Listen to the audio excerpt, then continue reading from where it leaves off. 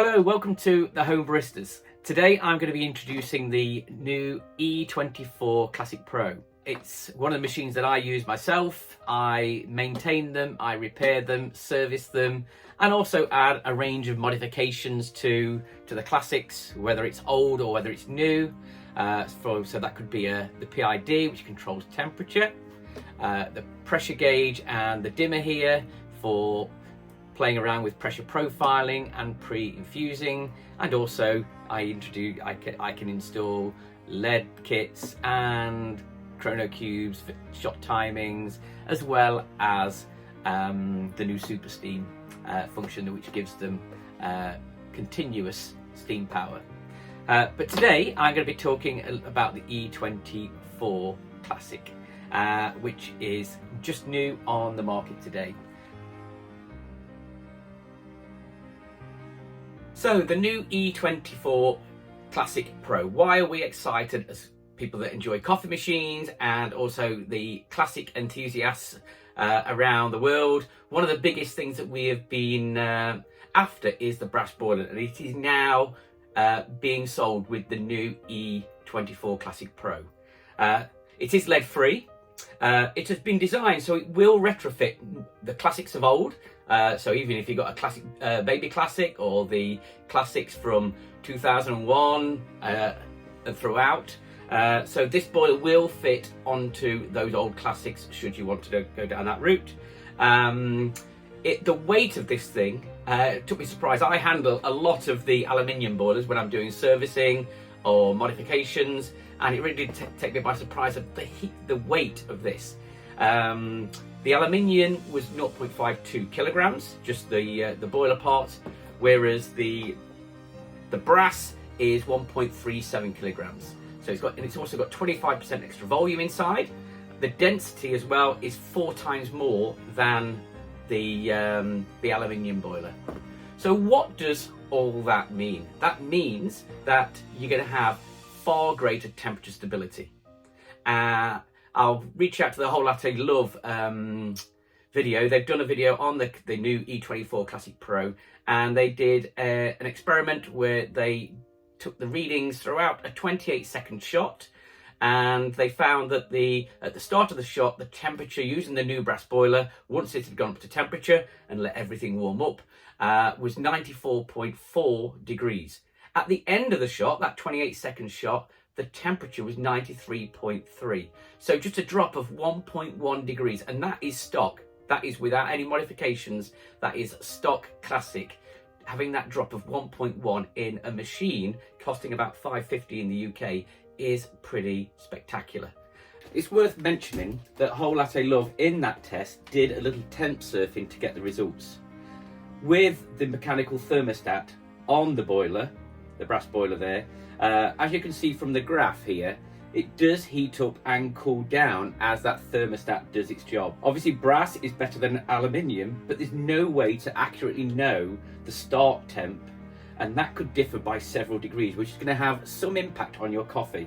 And that is why adding a PID even to the brass boiler would make it such a difference.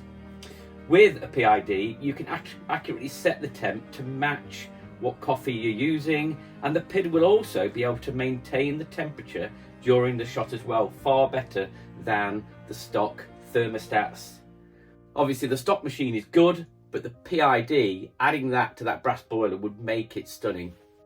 It also, with the extra volume and the extra heat and the extra mass and the extra energy, is going to give you far greater steam power, so longer and stronger. Other things to note, the heat up time of this from cold, this takes about 70 seconds to heat up before the light comes on. Obviously don't make a coffee after 70 seconds, whether you're using the aluminium or the brass. You need to let that group head get really, really hot.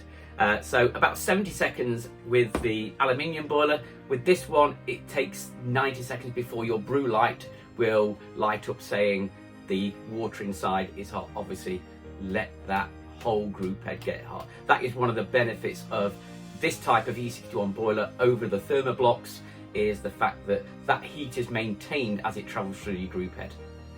On the thermoblocks, the thermoblock is quite away from the group head, and that temperature will decrease quite significantly, especially with the parts that are often in those thermoblock machines that won't maintain that heat.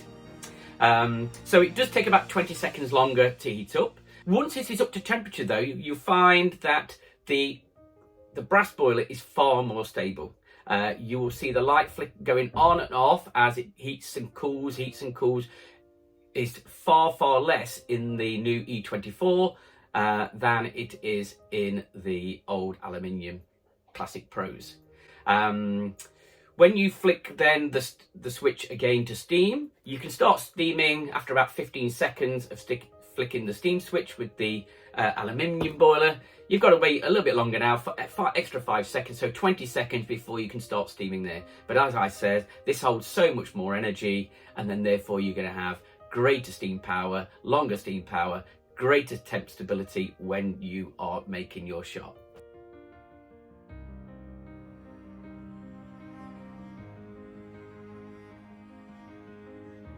I add all these modifications as well. What does this mean for people that have PIDs or are planning to add a PID to it? Now we can control this even more so in the fact that using a PID we can increase the temp for light roast, we can decrease it for dark roast, and somewhere in between for our medium roast.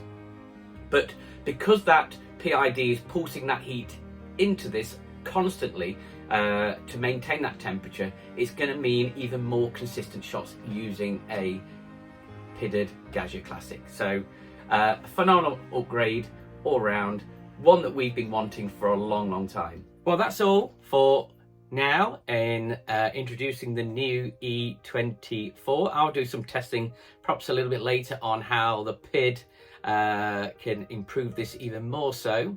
But if you do have any questions, obviously you can get in touch via the YouTube channel, or you can contact me through my website, which is thehomebaristas.co.uk. My number's on there if you want to give me a call and talk anything sort of classic related. If you've got any questions about the old classics, new classics, and this new now E24 brass boiler version. That's all for now, but please subscribe, and if you need to know anything else about coffee making and the Gaggia Classic, I've got a whole list of videos there, from pressure profiling to how to steam, all related to the Gaggia Classic, which I hope you will find useful.